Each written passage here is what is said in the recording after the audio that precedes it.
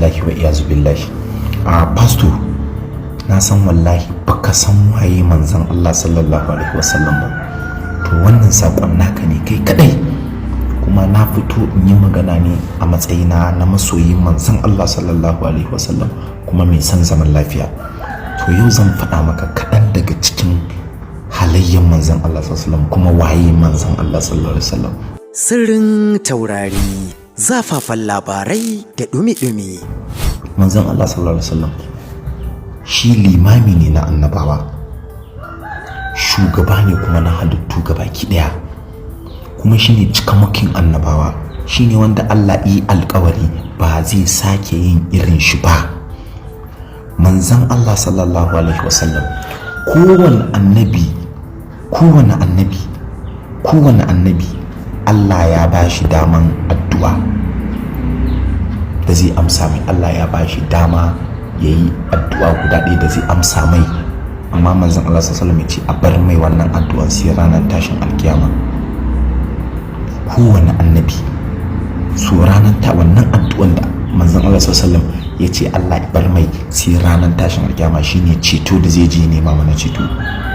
Manzon Allah sallallahu alaihi wasallam ranar tashin alkiyama idan an tashi duk al'umma gabaki daya, kowa idan an tashe shi iya cewa nafsi nafsi, kowa ta kansa yake, amma ana tasan annabi Muhammadu Rasulullah sallallahu alaihi wasallam daga kabarin shi. Kalma ta farko da zai fara shine aina ummati, ina al'ummata.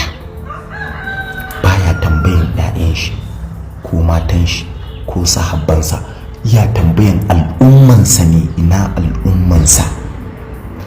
Manzon Allah sallallahu alaihi wasallam mai haƙuri ne, ba a taɓa yin mai haƙuri irin shi ba. A Ta'ib ya je yin wa'azi a Ta'ib, ya je yin wa'azi ma mushrikan Ta'ib.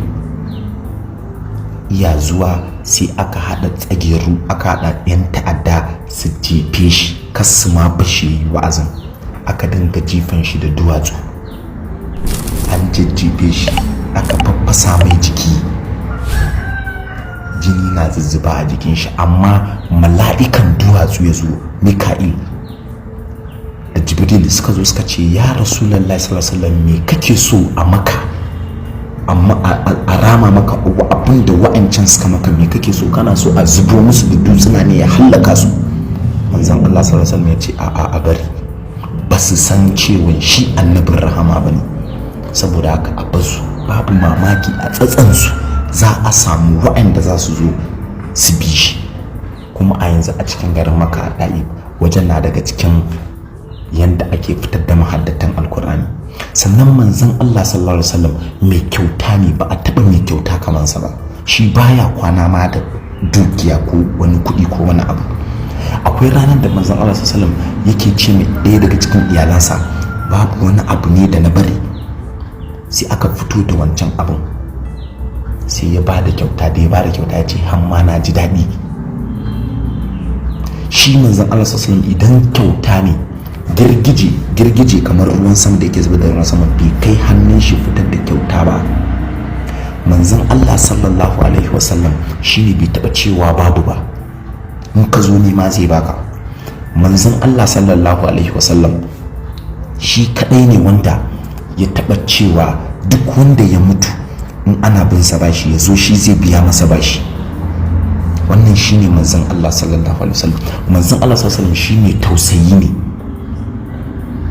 yana da tausayi, wanda iya kwatan ma dabbobi hakkinsu. Tsuntsuwa tana da kwai, ta yi ƴaƴa guda biyu, wasu daga cikin mutanensa wani ya je kwashe tsuntsuwan, amma ta zo ta kawo kuka wa manzon Allah sallallahu alaihi wasallam, ya tambaya waye ya ɗeban ma wannan tsuntsuwan ƴaƴanta, ya ce shi ne. Manzon Allah sallallahu alaihi wasallam ya ce ka je ka ɗebo ka mai mata da shi. Raƙumi ya kawo kuka wajen manzon Allah sallallahu alaihi wasallam, kamil dabba, manzon Allah sallallahu alaihi wasallam ya kwatan mai hakkinsa. Manzon Allah sallallahu alaihi wasallam kyakkyawa ne, shine mai ashkala, shine mai anjala. Idan manzon Allah sallallahu alaihi wasallam gida hawa wajen hudu ne, akwai baki, bakin mai kyau, akwai farin mai kyau, akwai golden, akwai kuma green. Manzon Allah sallallahu alaihi wasallam iya gani a duhu, duk duhun dare yana gani. Manzon Allah sallallahu alaihi wasallam duk yawan mutane, duk taron, in za a haɗa taron duniya zai iya gane wane baya nan ko wane ne.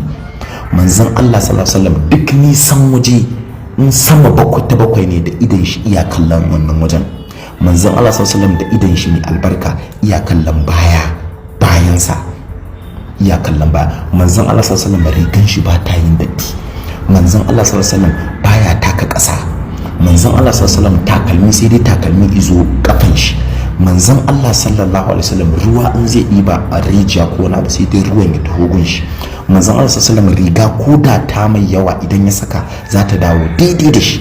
Manzon Allah sallallahu alaihi wasallam kadai ne idan aka kawo mai sabuwar riga ta jikin shi ta fi sabuwar da aka kawo kyau.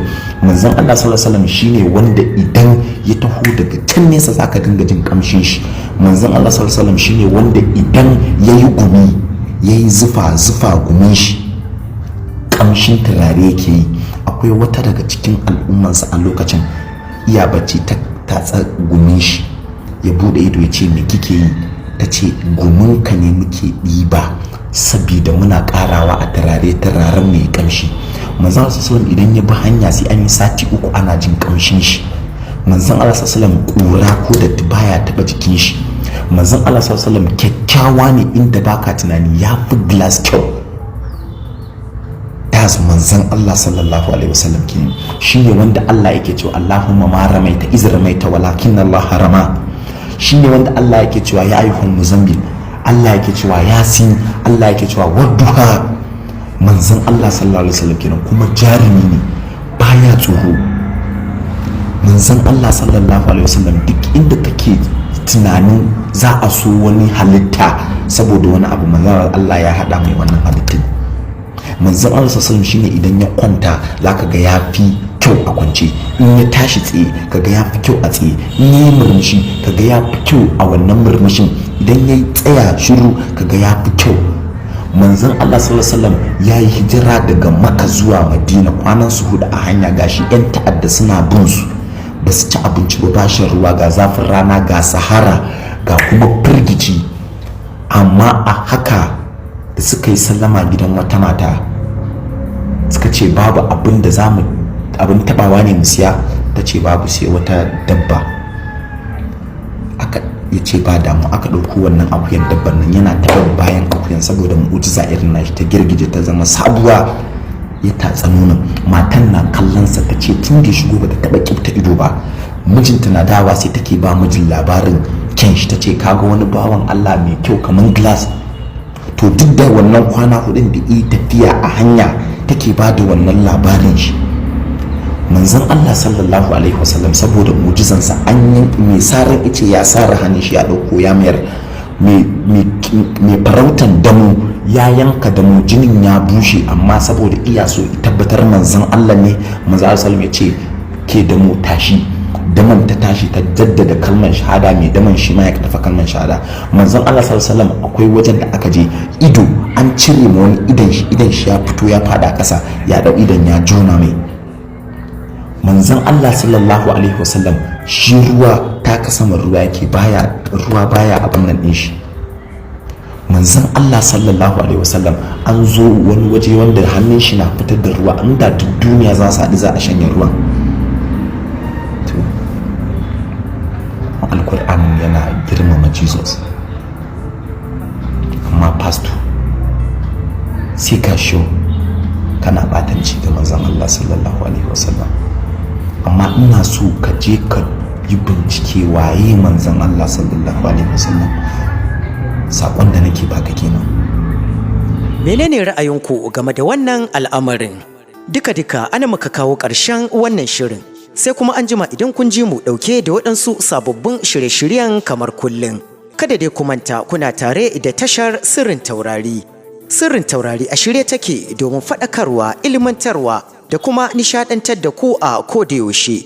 Domin kasancewa cikakkun 'yan wa'annan tasha mai albarka, ku yi mana subscribe kana ku danna ƙararrawa. Haka ne kaɗai zai ba mu damar sanar da ku da zarar mun ɗora ƙayatattun shirye-shiryenmu a gare ku. tashar sirrin taurari tana alfahari da ku a koda yaushe. Mun gode, mun gode.